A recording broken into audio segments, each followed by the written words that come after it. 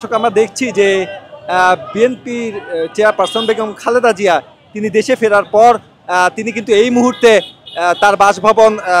ফিরোজার উদ্দেশ্যে তিনি রওনা হয়েছেন এবং সেই সঙ্গে কিন্তু আমরা দেখছি যে পুরো বিমানবন্দর থেকে গুলশান পর্যন্ত কিন্তু নেতাকর্মীরা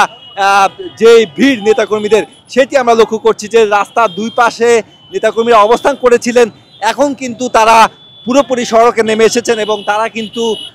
বেগম জিয়াকে তার বাসভবন ফিরোজা পর্যন্ত তারা এগিয়ে দেওয়ার জন্য এগিয়ে যাচ্ছেন, তেমনটি কিন্তু আমরা দেখছি। দর্শক, বেগম খালেদা জিয়া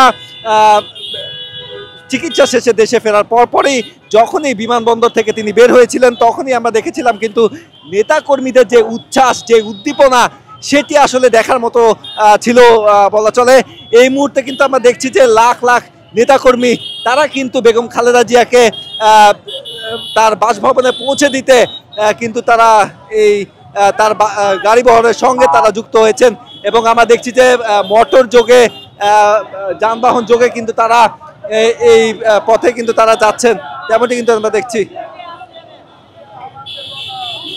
খালেদা জিয়ার গাড়ি বহর সেটি কিন্তু প্রায় 1 ঘন্টার উপরে হয়ে গিয়েছে, এখন পর্যন্ত কিন্তু তার বাসভবন পর্যন্ত পৌঁছাতে পারেনি, কেননা রাস্তার দুপাশের যেই জনস্রোত সেটি কিন্তু এই মুহূর্তে দেখতেই পাচ্ছি যে রাস্তায় নেমে এসেছেন যারা তারা সমর্থক রয়েছেন, বিএনপি সমর্থক রয়েছেন, নেতাকর্মীরা যারা রয়েছেন তারা এই মুহূর্তে আমরা দেখছি যে বেগম খালেদা জিয়াকে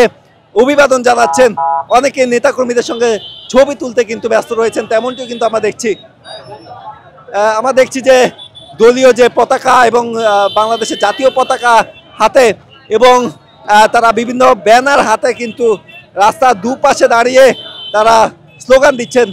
তেমনটি কিন্তু দেখছি।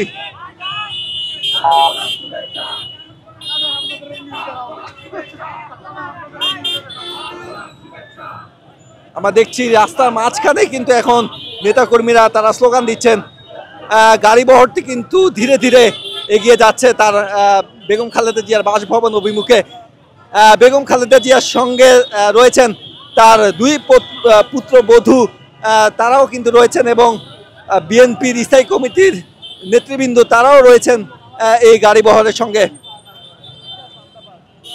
দীর্ঘ 17 বছর পর বেগম খালেদা জিয়ার সঙ্গে দেশে ফিরেছেন তারেক রহমানের স্ত্রী ডক্টর জোবাইদা রহমান। তিনি কিন্তু বিগত স্বৈরাচারের আমলে দেশে ফিরতে পারেননি, তাকে বিভিন্ন মিথ্যা মামলায় তাকে ফাঁসানো হয়েছে এবং সেই যেহেতু 5ই আগস্ট একটি পট পরিবর্তনের পর কিন্তু তারা সকলেই কিন্তু বিভিন্ন মামলা থেকে তারা রেহাই পেয়েছেন এবং আজকে আমরা দেখছি যে তাদের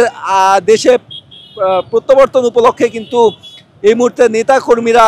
তারা তাদেরকে